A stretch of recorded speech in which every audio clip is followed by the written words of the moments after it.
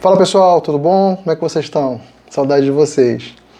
Imagina a seguinte cena, você está indo para a casa do seu pai para jantar e quando chegando perto você acaba pisando, tinha uma fossa aberta, você acaba pisando naquela fossa e antes de você entrar na casa do seu pai, ele vem, ele vê a sua situação, ele pega uma bacia com água e lava os seus pés antes de você entrar.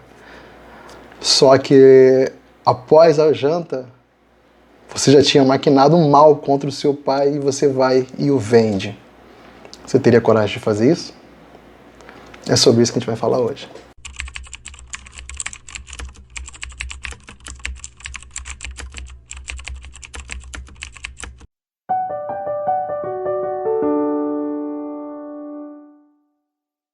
Então, gente, talvez essa historinha que eu contei foi um pouquinho forçada, mas acho que no final vocês vão entender que essa comparação que eu fiz tem a ver com o texto que eu vou ler agora aqui.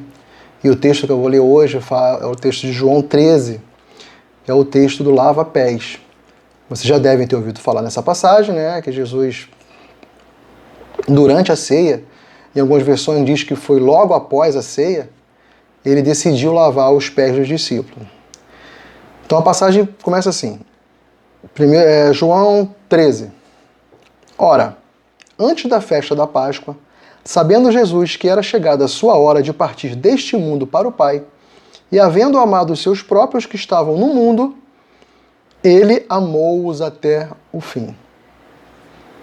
E terminada a ceia, tendo já o diabo posto no coração de Judas Iscariotes, filho de Simão, que o traísse, Jesus, sabendo que o Pai lhe entregara todas as coisas em suas mãos, e que havia saído de Deus, e que ia para Deus, levantou-se da ceia, colocou de lado as suas vestes, e tomando uma toalha, cingiu-se. Depois ele pôs água em uma bacia, e começou a lavar os pés dos discípulos, e a limpá-los com a toalha com a qual cingia. Aproximou-se então de Simão Pedro, e Pedro lhe disse, Senhor, tu lavarás os meus pés? Respondeu Jesus e disse-lhe, o que eu faço, tu não sabes agora, mas depois tu saberás. Disse-lhe Pedro, tu nunca lavarás os meus pés. Respondeu-lhe Jesus, se eu não lavá-los, tu não tens parte comigo. Disse-lhe Simão Pedro, Senhor, não só os meus pés, mas também minhas mãos e a minha cabeça. Disse-lhe Jesus, aquele que está lavado não necessita de lavar senão os seus pés, porque no mais está todo limpo. E vós estáis limpos, mas não todos. Porque ele sabia quem o havia de trair. Por isso disse, nem todos estáis limpos. Assim, após ter lavado os seus pés, tomou as suas vestes e se assentando outra vez, ele disse-lhes, entendeis o que eu vos tenho feito? Vós me chamais mestre e senhor, e dizeis bem, porque eu o sou. Se então seu senhor e mestre vos lavou os pés, vós deveis também lavar os pés uns dos outros. Porque eu vos dei um exemplo para que, como eu fiz, façai vós também. Na verdade, eu vos digo, o servo não é maior que o seu senhor, nem o enviado maior do que aquele que o enviou. Se sabeis essas coisas, felizes são os que as praticam. E eu não falo de todos vós, eu conheço aqueles que escolhi. Mas para que se possa cumprir a Escritura, o que come o pão comigo levantou contra mim o seu calcanhar. Agora eu vos digo, antes que aconteça, para que quando acontecer, creiais que eu sou ele. Na verdade eu vos digo, quem receber aquele que eu enviar, a mim me recebe. E quem me recebe, recebe aquele que me enviou. Tendo Jesus dito isto, turbou-se em espírito e testificou, dizendo, na verdade eu vos digo, que um de vós há de me trair. Então os discípulos olhavam uns para os outros, em dúvidas sobre quem ele falava. Ora, achava-se reclinado sobre o peito de Jesus, um de seus discípulos, aquele que Jesus amava. Simão Pedro, portanto, acenou para ele, para perguntar quem era aquele de quem ele falava. Inclinando-se ele sobre o peito de Jesus, disse-lhe, Senhor, quem é este? Jesus respondeu, ele é a quem eu der o bocado que eu mergulhei. E quando ele mergulhou o bocado, deu a Judas Iscariotes, filho de Simão. E após o bocado, entrou nele Satanás.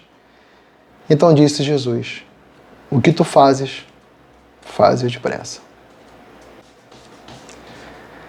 Eu não sei se vocês sabem qual era o costume dessa época, que naquela época as pessoas andavam com sandálias e muitas pessoas andavam descalças, inclusive. E era comum, ao entrar na casa do outro, eles lavarem os pés.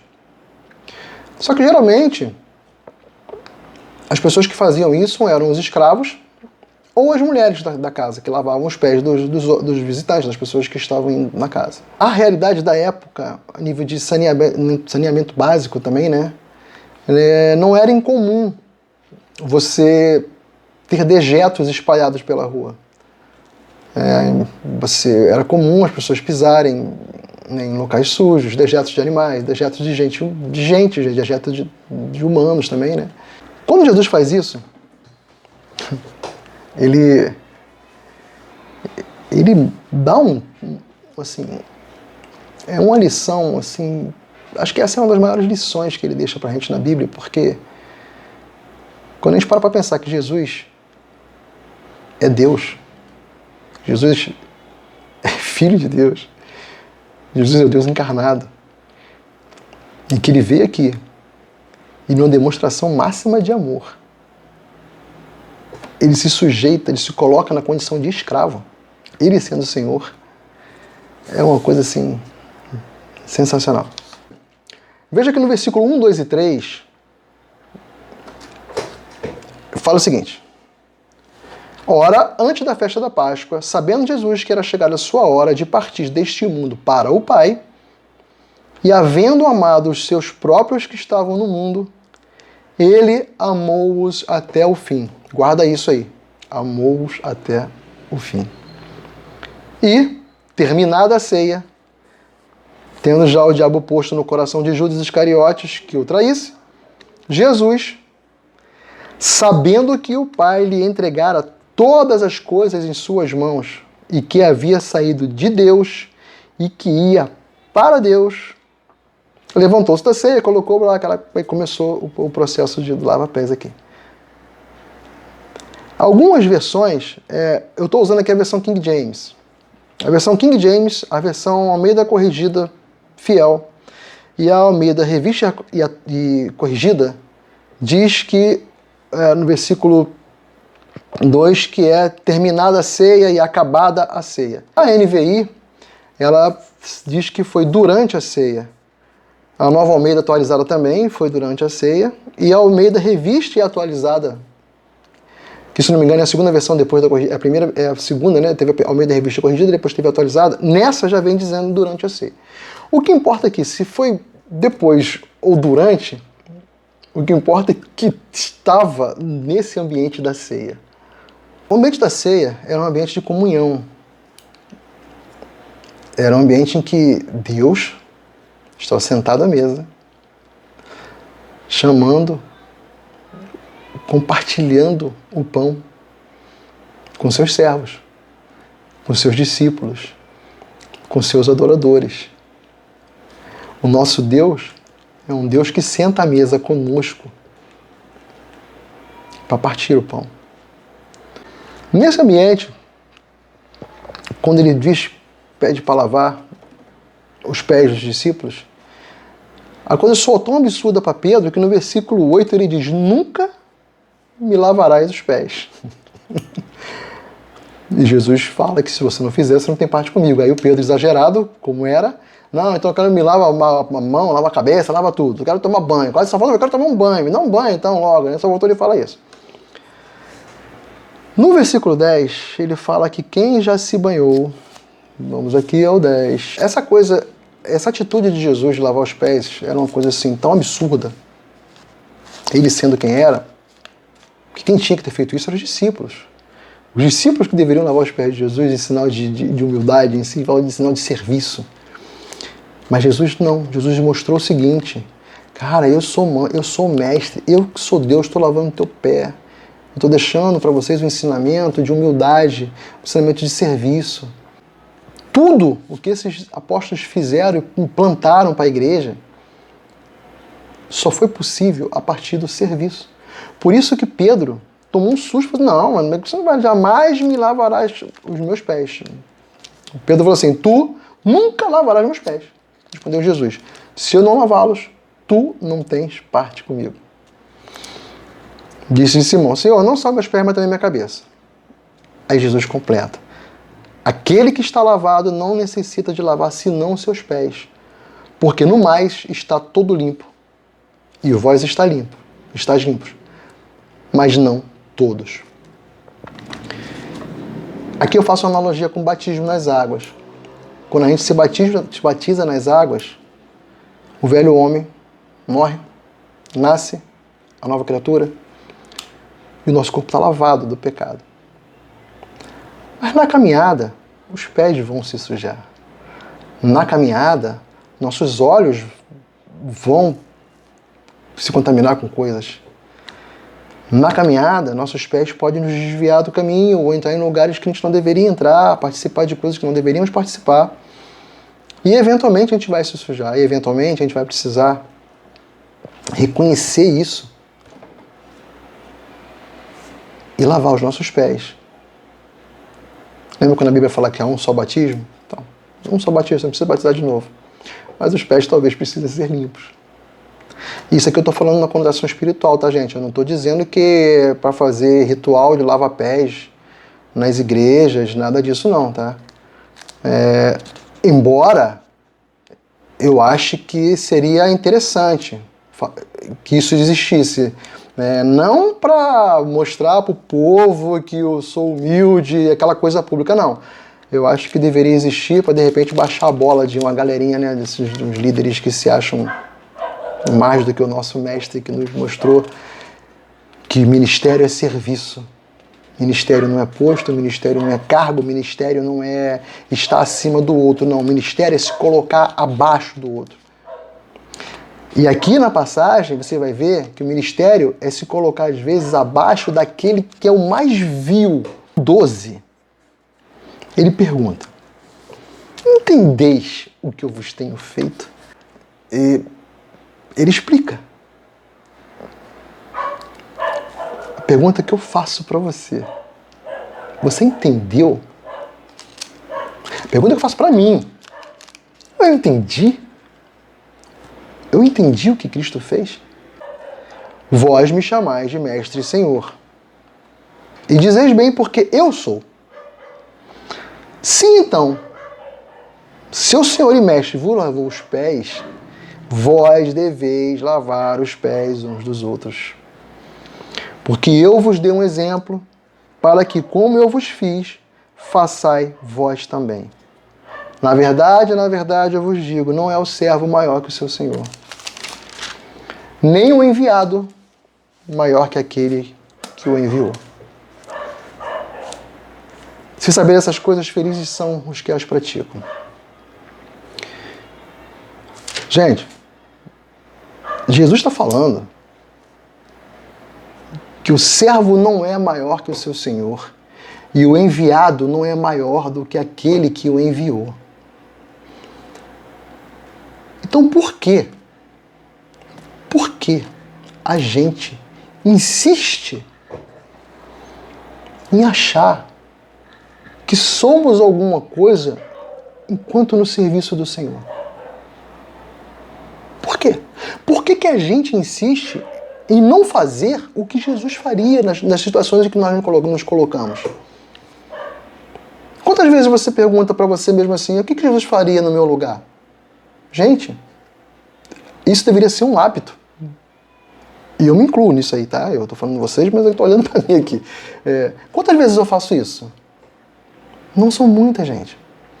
E eu acho que talvez seja por isso que você tem martelando na minha cabeça, porque a gente tem visto tanta bagunça no Evangelho, é tanto oba-oba no Evangelho, é tanta coisa nojenta no Evangelho, que eu fico assim, Jesus, não é possível. Não é possível. Olha só, se Jesus fala aqui que o servo não é maior que o seu senhor, e nem o enviado maior do que aquele que o enviou, por que você segue Um pastor que controla a tua vida. Você segue um cara que se diz apóstolo e acha que é maior do que todo mundo dentro da igreja dele. Por que você acha? Porque apóstolo significa enviado. Se ele se considera apóstolo, esse abençoado, ele deve ter contato com Jesus em algum lugar. Jesus falou para ele, ó, cara, eu vou te enviar, deve ter sido isso que aconteceu. Mas vamos levar em consideração que tenha sido isso? Vamos acreditar que tenha sido isso? Né?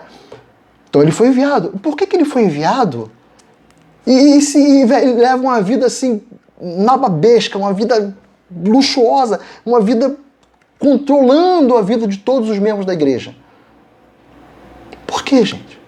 Então assim, se você entender isso, se eu entender isso, além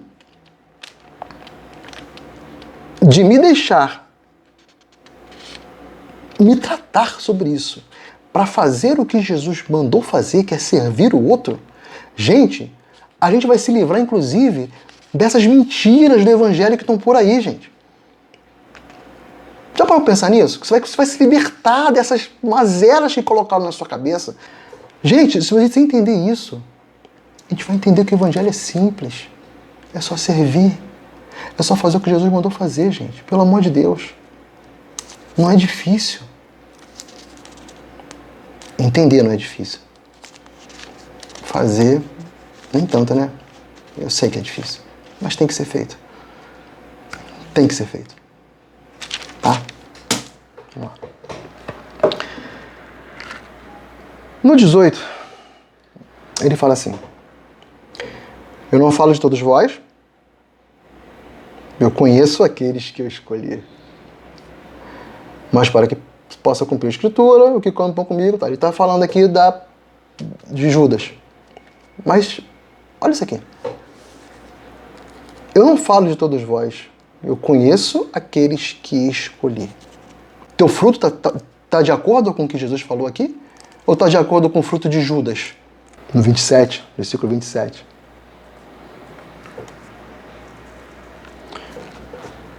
Ele fala: o que tu fazes, faze-o depressa. Ele fala para Judas, né? Para fazer logo o que tinha que ser feito. E Judas saiu. Ele continua o texto, sabendo que ia ser traído, sabendo de tudo que ele ia passar.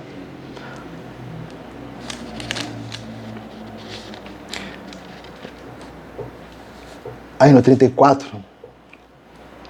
ele fala assim: um novo mandamento eu vos dou, que vos ameis uns aos outros, assim como eu vos amei, que vós também vos ameis uns aos outros. E no 35, ele dá carimbada: nisto todos os homens conhecerão que sois meus discípulos, se tiverdes amor uns aos outros.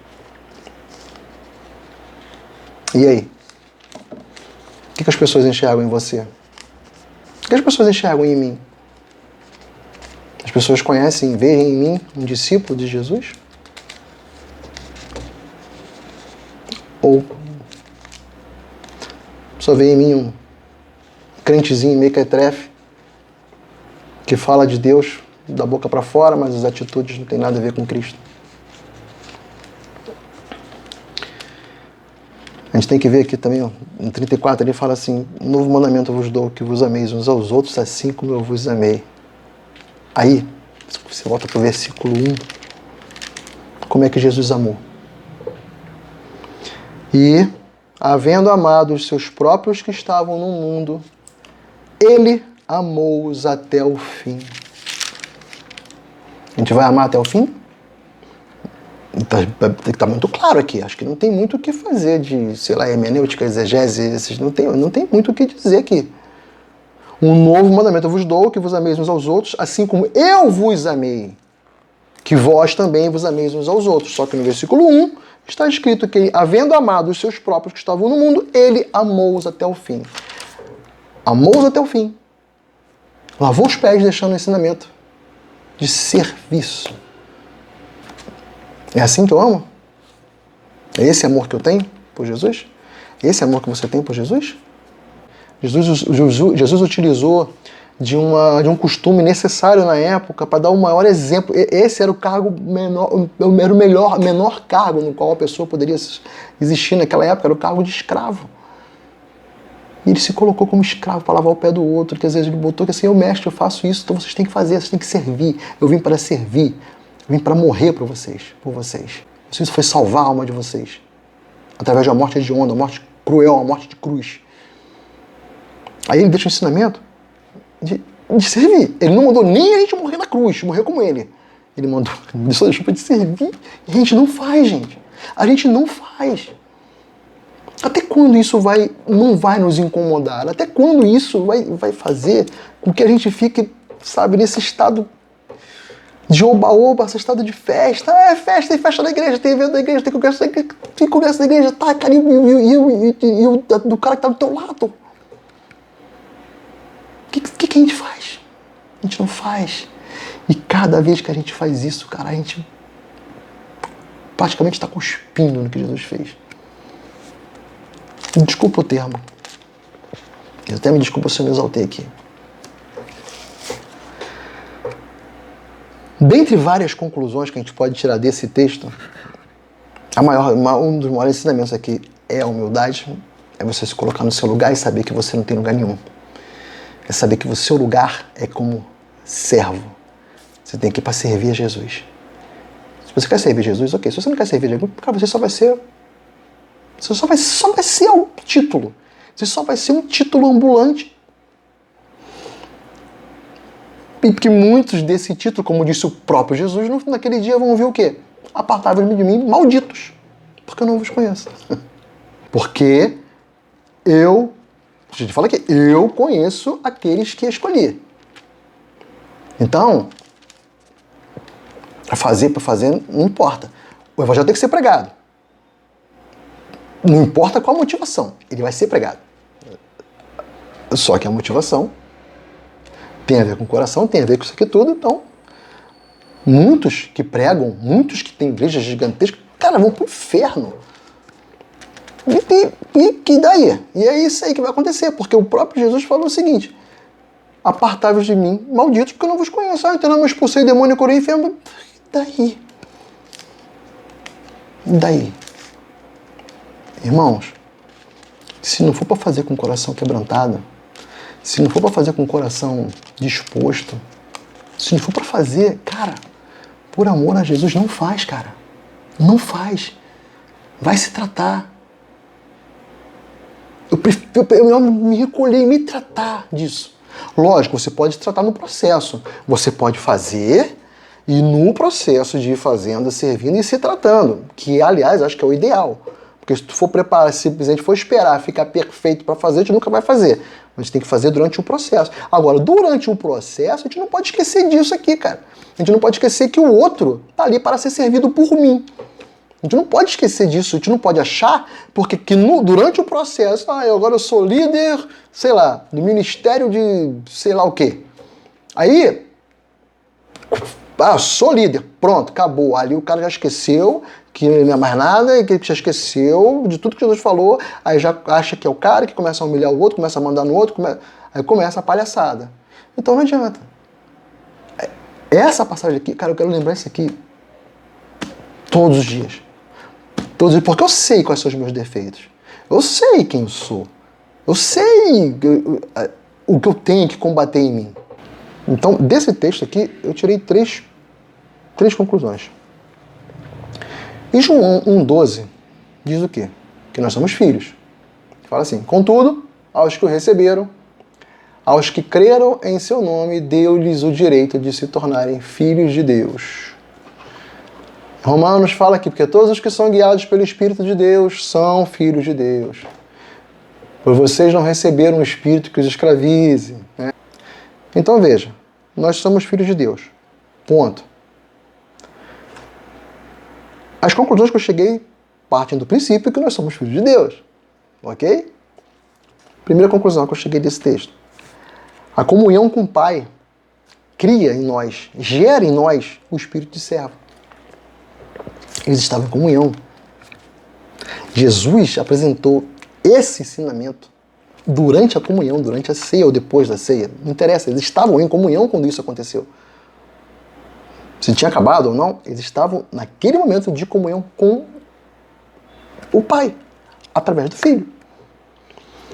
Então, uma coisa que eu acho importante para que a gente tenha essa coisa de querer servir, de querer trabalhar, de querer fazer as coisas para Deus com sinceridade de coração, não por interesse ou por vanglória ou qualquer outra coisa, é importante que a gente tenha essa comunhão com Cristo, que a gente tenha essa intimidade, porque a comunhão ela gera intimidade. E a intimidade nos coloca no nosso lugar, a intimidade nos mostra quem nós somos. Nós somos filhos, mas o filho serve o pai. O filho tem o pai como mestre e o filho serve o mestre. Você entendeu o que eu estou querendo dizer? Somos filhos, mas filhos que servem ao pai. Segunda coisa, o verdadeiro servo, ele se torna amigo do seu Senhor, mas sabendo a sua posição de servo. E assim, e o interessante é que você sabe que é amigo, não porque você é só amigo dele, não, porque Jesus falou. Jesus falou aqui, ó, João 15:12. Em João 15:12 ele repete, amai-vos uns aos outros. Olha isso, gente. Ele repetiu, amai-vos uns aos outros. Ele já falou lá em João 13, aqui no texto, e agora ele falou em João 15:12. Amai-vos uns aos outros. Depois ele fala assim, vós serão, ou tem versão que fala, vós sois meus amigos, se fizerem o que eu ordeno. Já não vos chamo servo, porque o servo não sabe o que faz o seu senhor.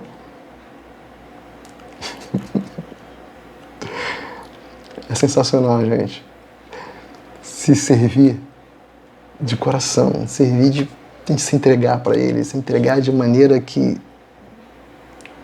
sabe, eis-me aqui, Senhor, eis-me aqui, eu estou aqui, eu quero trabalhar para o teu reino. A seara é grande, os trabalhadores sempre serão poucos. Eu estou aqui, quero servir. E Deus ele nos revela as coisas para os seus amigos. Ele mostra coisas interessantes para os amigos, ele faz. E no secreto, ele fala muito com cada um de nós. Ele fala. Tenho certeza que ele fala. E quando ele fala isso, já não vos chamo servo porque o servo não sabe o que faz o seu senhor. Vocês viram como é que começa o Apocalipse? Apocalipse 1:1 começa assim. Revelação de Jesus Cristo, que Deus lhe concedeu para mostrar a seus servos os acontecimentos que em breve irão acontecer. Deus ele descortina o coração dele para os seus servos, cara. Ele não está retendo nada. Ele não faz isso. Ele só está atrás de verdadeiros adoradores, aqueles que adoram o Espírito em verdade. E ao fazer isso, a gente se rende a isso aqui. A gente aprende isso aqui. A gente vai de cabeça nisso aqui e dane-se o que vai acontecer, desde que a vontade do Senhor seja feita. É isso que a gente tem que pensar. Então, pessoal, eu vou para a terceira conclusão que eu cheguei. E essa não é nem um pouco agradável. Essa, para mim, acho que eu não sei se vocês prestaram atenção nisso no texto, mas essa, para mim, ela chega a ser dolorosa. Não só para a gente, mas pelo que aconteceu aqui. A terceira conclusão é que na caminhada existem traidores cujos pés foram lavados, foram limpos. Se vocês prestarem atenção, no versículo 12, ele diz assim, assim, após ter lavado os seus pés, tomou as suas vestes e assentando-se outra vez, disse, entendeis o que eu vos tenho feito? Após ter lavado os pés de quem, gente? De todos. Inclusive de Judas. Judas saiu para vender Jesus com os pés limpos.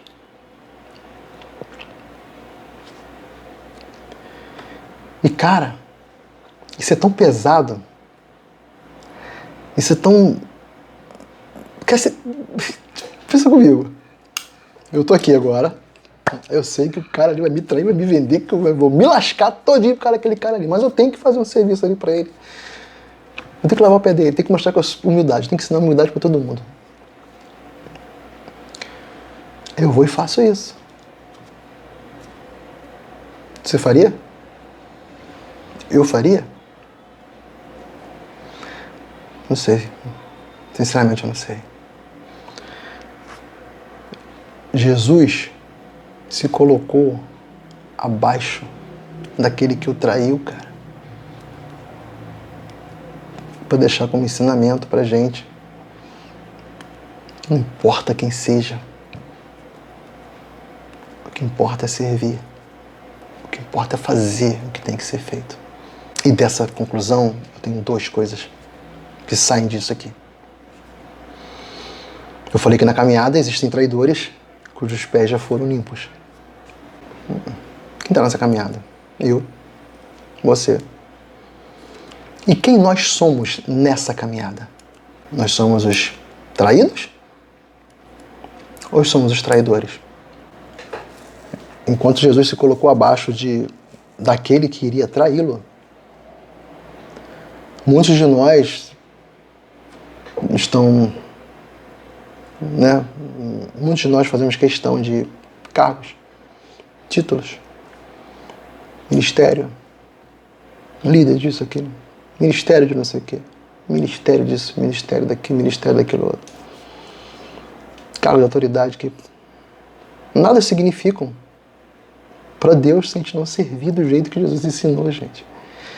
Se a gente não servir, cara, não fizer com o coração limpo, com o coração desinteressado, com o coração voltado apenas para o Senhor, e se a gente não entender que tudo é para Ele, nada é para a gente, o que vier para a gente é porque Ele nos deu, Ele nos concedeu, Ele nos permitiu que a gente chegasse lá. Mas tudo é dele. E se a gente não entender isso, cara, a gente vai ficar enxugando gelo. A gente vai chegar a lugar nenhum. Aliás, vai chegar num lugar ruim. Vai chegar num lugar ruim. Vou finalizar com Filipenses 2:3, que fala o seguinte: nada façais por ambição egoísta ou vaidade, mas humildemente considerem os outros superiores a vocês mesmos. Paulo teve a revelação da graça. Paulo escreveu isso aqui, confirmando o que Jesus tinha mostrado lá atrás. Considerem os outros superiores a você mesmo, a vocês mesmos. Paulo escreveu e Jesus fez.